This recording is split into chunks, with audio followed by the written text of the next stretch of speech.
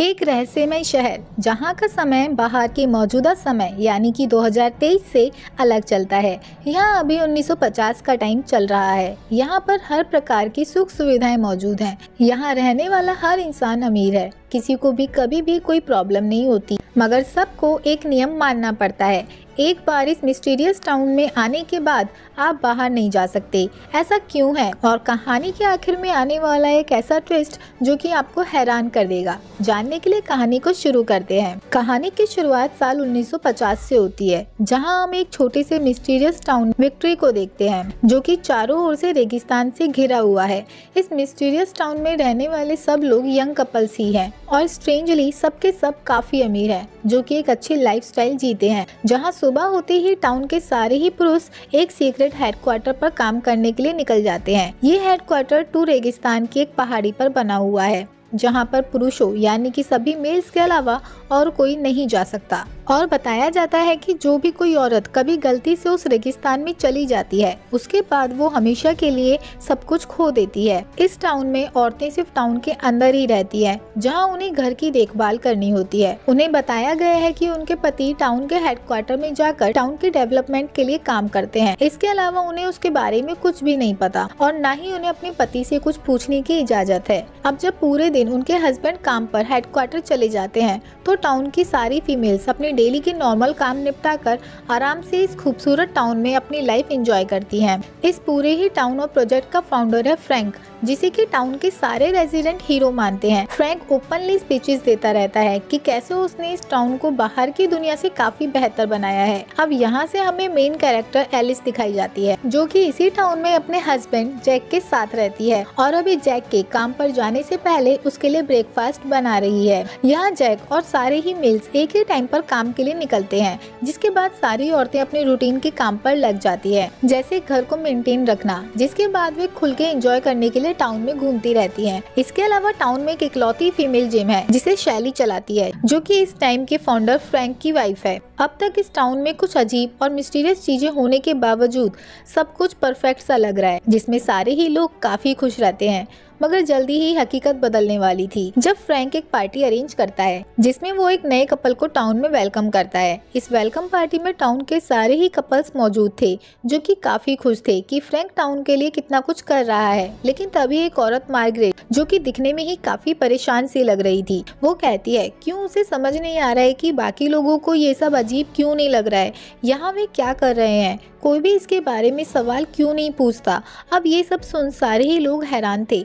जहां मार्गरेट को उसका हस्बैंड रोकने की भी कोशिश करता है और उसे जबरदस्ती वहां से घर ले जाता है। अब सब कुछ संभालने के लिए फ्रैंक फिर से एक स्पीच देने लगता है कि वे बाहर की दुनिया से बहुत अच्छी लाइफ यहाँ बिता रहे हैं, जहाँ बाहर गरीबी है, बीमारियां हैं, वहीं इस टाउन में उनके पास सब कुछ है, एक अच्छी लाइफस्टाइल, हेल्थ केयर, वो सब कुछ जो कि किसी इंसान को चाहिए होता है। सो उन्हें शुक्र मनाना चाहिए कि वे इस टाउन का हिस्सा हैं।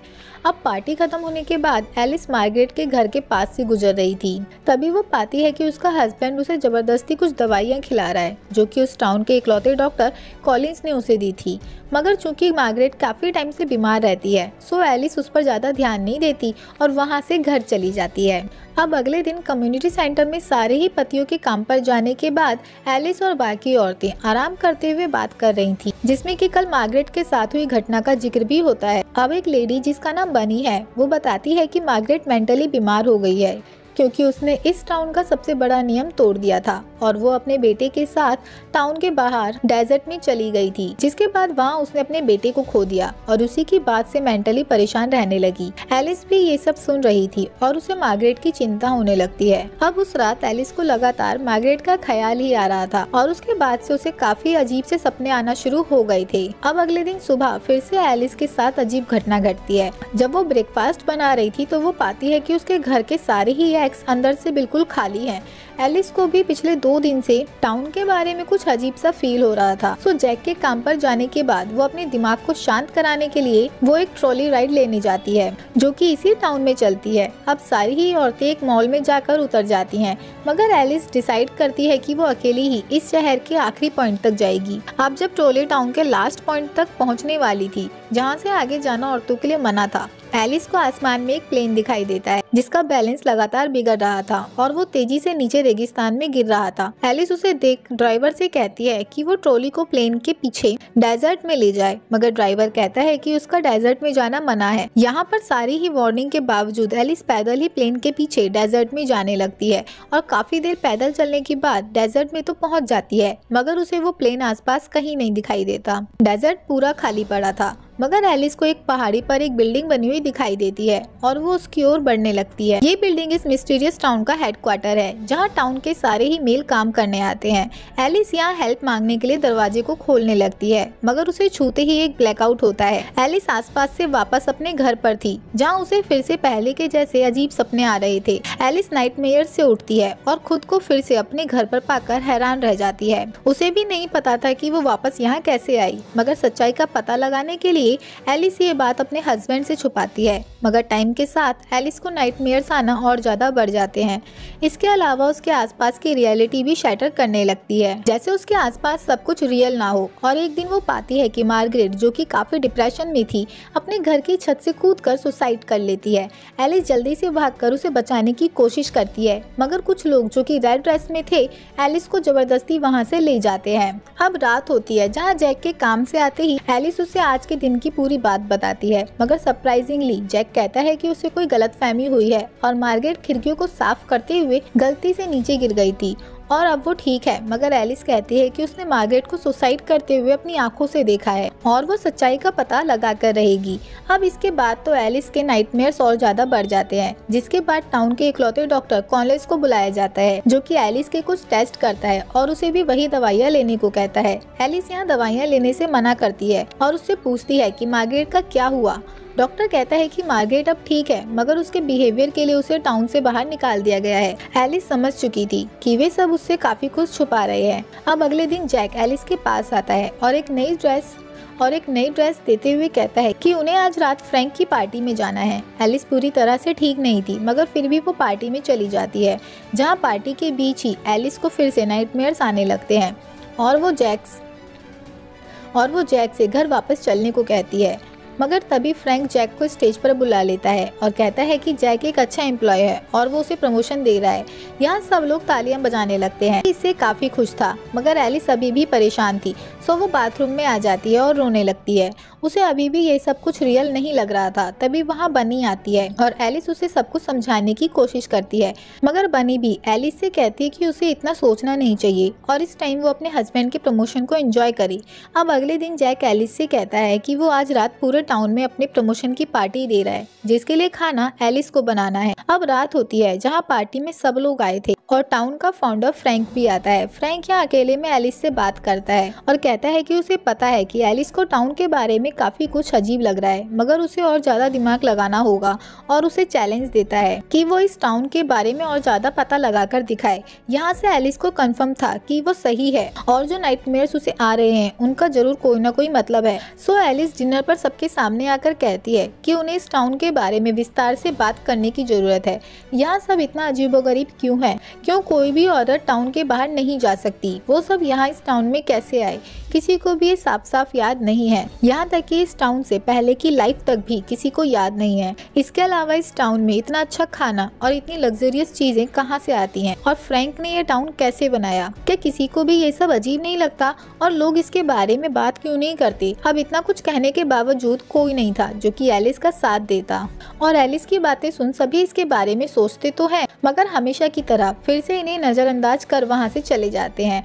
एलिस अब तक थक चुकी थी और वो जैक से कहती है कि उसे अब यहाँ इस टाउन में नहीं रहना और वो यहाँ से बाहर जाना चाहती है। जैक कुछ टाइम तो उसे हाँ कह देता है और एलिस के साथ वहाँ से जाने को तैयार हो जाता है, मगर जब वे कार में बैठकर निकलने वाले थे, जैक कहता है कि एलिस उसे माफ कर दे और वो उसे यहाँ से जाने नहीं दे सकता। एलिस समझ जाती है कि जैक ने उसे धोखा दिया है और तभी फिर से वही रेड ड्रेस वाले कुछ लोग आ जाते हैं और एलिस को पकड़कर ले जाते हैं।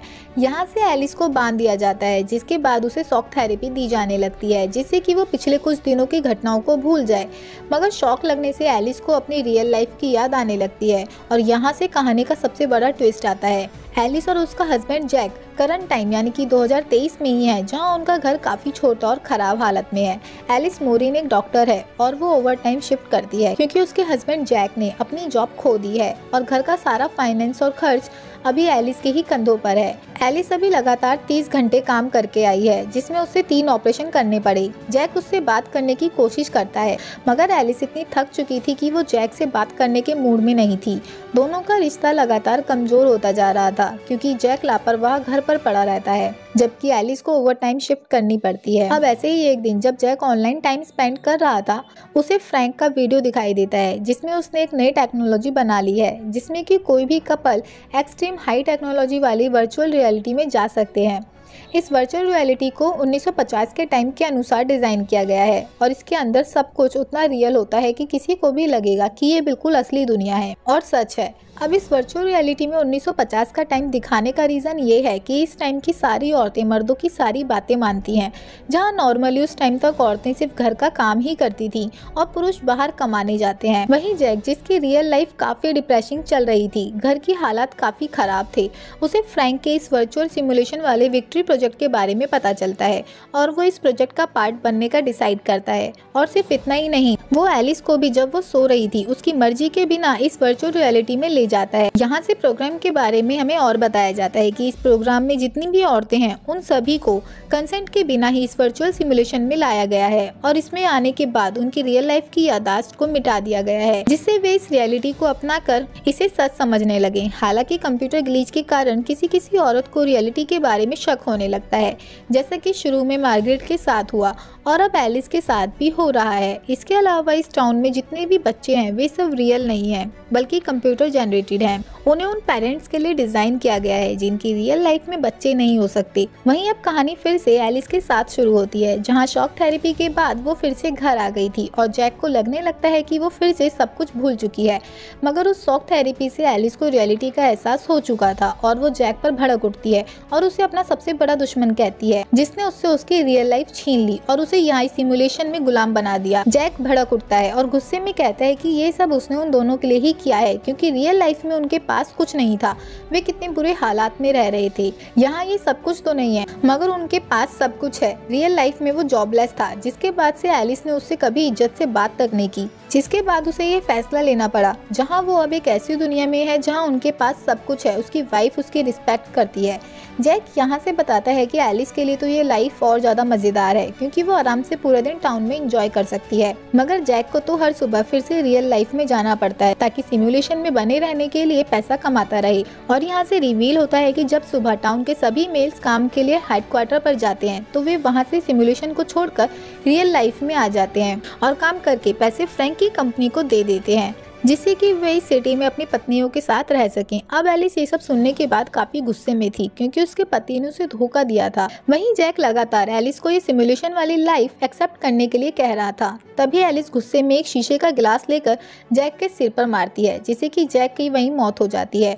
खून से सने हाथों में एलिस बाहर जाने लगती है और सभी औरतों को चिल्लाकर बताने लगती है कि वे सभी कंप्यूटर सिमुलेशन में जी रहे हैं और ये रियल लाइफ नहीं है। ये जानने के बाद वहाँ क्योस फैल जाता है। वहाँ बनी एलिस से कहती है कि सिमुलेशन में जैक के मरने का मतलब है कि वो रियल लाइफ में भी मर चुका है और उसे यहाँ से बाहर निकलने के लिए टाउन के हेडक्वार्टर तक जाना होगा। यहाँ से रिवील होता है कि बनी ही इस टाउन में अकेली औरत है, जिसे कि शुरू से रियलिटी के बारे में पता है और वो अपनी मर्जी से यहाँ आई है, क्योंकि रियल लाइफ में उसके बच्चे मर चुके थे। बनी एलिस से कहती है कि इससे पहले कि फ्रैंक के आदमी उसे पकड़ लें, उसे हेडक्वार्टर के जरिए सिमुलेशन से निकलना होगा। तो वो पुलिस को उसके इस इलीगल वर्चुअल रियलिटी प्रोग्राम के बारे में बता देगी, जिसमें लोग अपनी पत्नियों को बिना उनके कंसेंट के फंसा देते हैं और फिर फ्रैंक को रियल वर्ल्ड में पकड़ लिया जाएगा और उसका ये प्रोजेक्ट बंद हो जाएगा। वहीं एलिस किसी तरह से बचते हुए हेडक्वार्टर से नीचे तक आ जाती है, जहां उसकी कार बंद पड़ गई थी, सो उसे पैदल ही ऊपर जाना था, जबकि फ्रैंक के आदमी अभी भी उसका पीछा कर रहे थे।